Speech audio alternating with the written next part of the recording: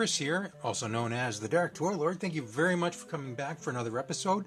Today we're taking a look at this Transformers Titans Return Legends Class Seaspray action figure by Hasbro. So as usual, we'll take a close look at the packaging first. Here we have Seaspray sealed in his plastic bubble. We have some, I wouldn't say nice artwork at the top. It is artwork. I mean, I'm sure it was a lot of effort was put in, but it's just Seaspray in vehicle mode. Definitely would have preferred maybe the robot mode instead. Regardless, let's spin it around, take a look at the back.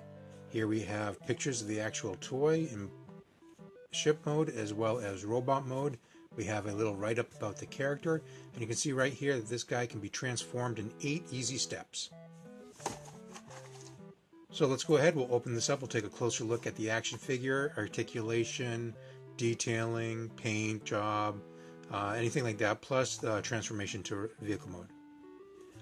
Alright, so package contents include the instruction manual. We have the character card / tech spec.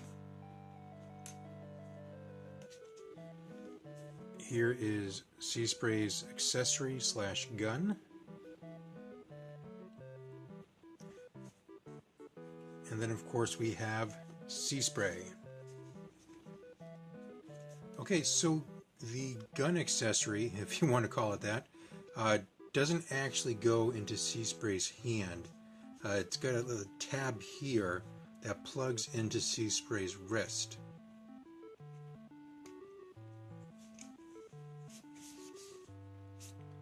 In regards to articulation, it's tough to get your hand in here, but his head can swivel side to side. Both the shoulders as well as the elbows are on ball joints. The hips are also on ball joints. Also has a thigh swivel right here. And he has a crazy knee joint that can go both forward and back, but that's really kind of needed for the transformation. Alright, so let's go ahead and transform this little guy. We're going to take this weapon out of his hand, or out of his wrist, and put it aside. First off, we're going to go ahead and straighten out the arms. What are we going to do? Let's pop the back up like this. The arms will go swivel right around 180, and you can see the elbows, with the elbows pointing forward like that. Or the wrist pointing forward, however you want to picture it. Swing the arms all the way up, and they're going to peg into that back section that we just swiveled up. Next, let's go ahead. The instruction manual told you to peg the legs together, but I don't want to do that now because it can kind of get tricky trying to move everything in place if the feet are pegged. Spin them around, and we'll take what are the robot's heels, and we're going to open those panels up. And then let's fold the feet down, and what we're trying to do is we're trying to get this panel to peg in right here, and we have to use all these double joints here in order to do that. So we're going to fold the foot down like that, and then back at the knee.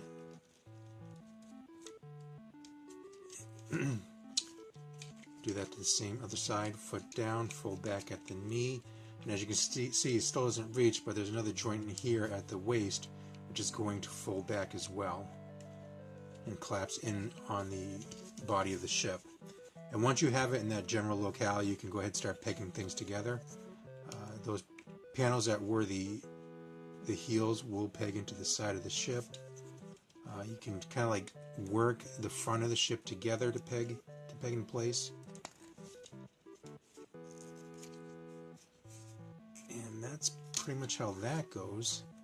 Now this part is kind of cheesy. You don't do anything with Seaspray's head. What you do is you take this panel here, which was his chest, and you just fold that panel up to hide his face.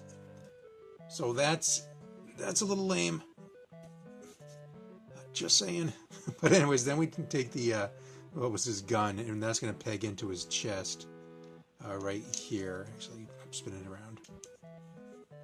So it pegs in like that. And that's pretty much it. The I don't know, the hovercraft. This is a hovercraft, I believe. It's decent. it's tough to get everything to peg in properly. The pegs and slots are kind of small. Hiding of the face, that is just a total cop-out. What else? But I mean, I guess other than that, it looks okay. This looks a little gappy in here. If we didn't have this accessory on, definitely major gap there.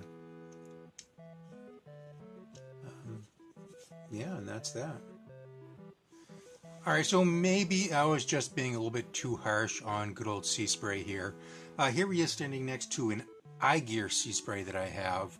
And initially I thought maybe the iGear version was going to be the better version of Seaspray. But once I have the two of them standing side by side, I really do think that the Hasbro one does beat this one. Initially, I thought this was the closest representation that we had of Seaspray. But now, I just feel like the iGear one is a little bit on the cheap side. Not an expensive side, because it did cost a nice chunk of change, but it doesn't seem as robust as this Seaspray is. So we're just going to go ahead and take him out of here. Alright, so there you have it. All in all, I mean, I do have mixed feelings, but it's not a bad figure. If you are hoping to recapture those Generation 1 characters, he does do a good job at that. I'll give him that much. There's some iffy things. I don't care for the whole just let's hide the robot head in plain sight. That was kind of a cop-out. But I do understand these are Legend class toys. They only have so much room to work with, so much that they can do based on the figure size. So there you have it. Please let me know if you have any comments or questions down below. As always, please comment, like, subscribe. I do thank you for stopping by. Until next time, we'll talk to you later.